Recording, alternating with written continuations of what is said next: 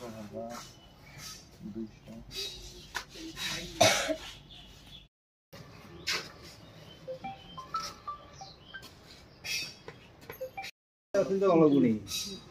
তোমার কাছে বাইরে আমরা নিয়ে যাচ্ছি 147 147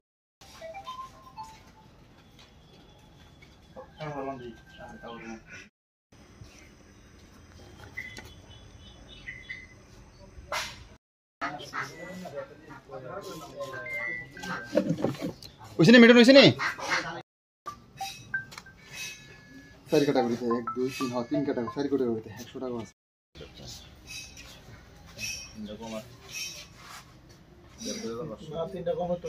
এদিকে এদিকে এদিকে এদিকে বো এনো বো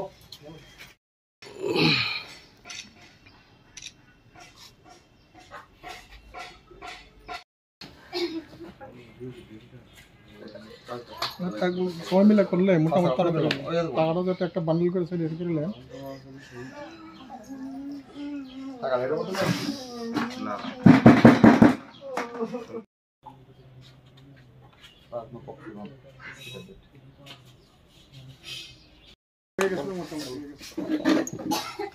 আচ্ছা এবার গোছানোর সময় ভাই দেরি করো না কোন জায়গা আজকে দুপুর নাগাদ আমরা একটা গোপন খবর পাই যে বিশ্রামগঞ্জ থানার অন্তর্গত বসরপল্লী সঞ্জয় শর্মার বাড়িতে কিছু অবৈধ কফ সিরাপ এবং ট্যাবলেট রাখা আছে। তো এই খবরটা পেয়ে আমরা ডিসিএম স্যারকে সঙ্গে নিয়ে এবং 2 জন সরকারি কর্মচারীকে উইটনেস সঙ্গে নিয়ে আমরা আজকে আমাদের বিশ্রামগঞ্জ থানার স্টাফ নিয়ে ওনার বাড়িতে আমরা রেড করি এবং আমরা প্রসিডিউর মতে আমরা রেড করে ওনার দোকান এবং ওনার বসত বাড়ি থেকে আমরা টোটাল 600 এসপি ট্যাবলেট প্লাজমোপক্সিবন ট্যাবলেট যেটা অবৈধ ট্যাবলেট এই ট্যাবলেট পেয়েছি। আমরা ওনার বাড়ি থেকে টোটাল 118টা স্কপ কফ সিরাপ ওটা ওনার বাড়ি এবং দোকান মিলে আমরা উদ্ধার করেছি।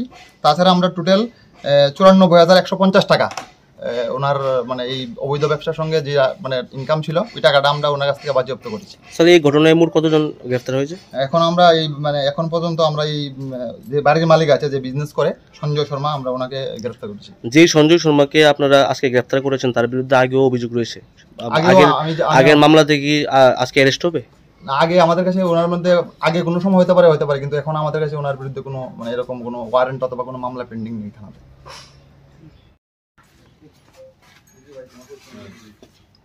ওই শোনো